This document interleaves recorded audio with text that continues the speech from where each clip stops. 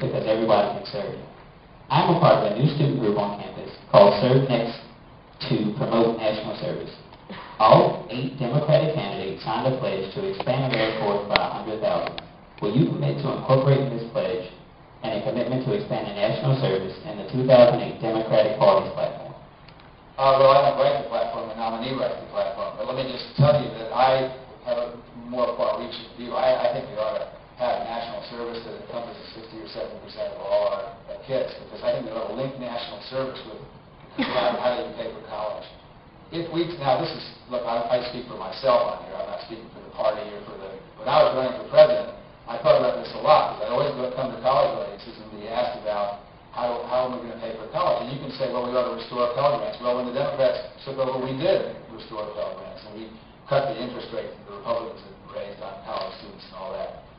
And that is a drop in the bucket, and that is not the answer for the long term. The answer for the long term, because college tuitions are not going to suddenly turn around and go down. In fact, they're probably not even going to level off.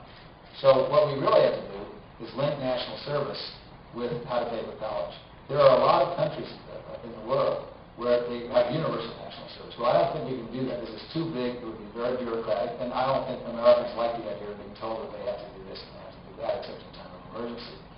But I would like to dramatically improve or increase the number of kids who participate, partly in the military, in all kinds of things like AmeriCorps and the Peace Corps. Why are you doing those things anyway?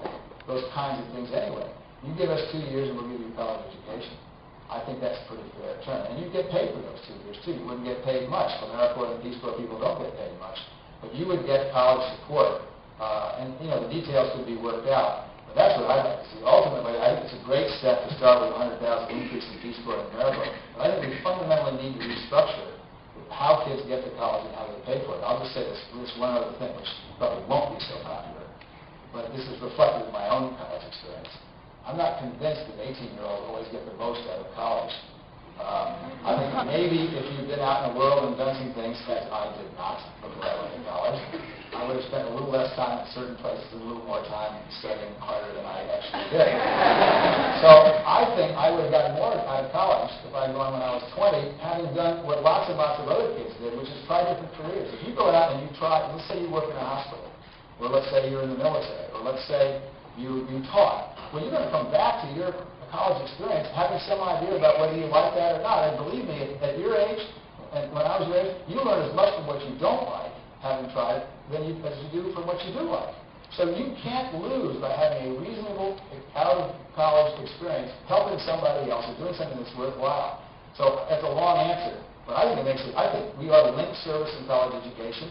We ought to make substantial investments after you've gone through a couple of years of some kind of service into making sure that you can pay for the incredible expense and the huge and skyrocketing expense of higher education. It's a reasonable, thoughtful way to do it. So 100,000 is a good start, but I'd like to see it expanded into many millions over a period of time. Given the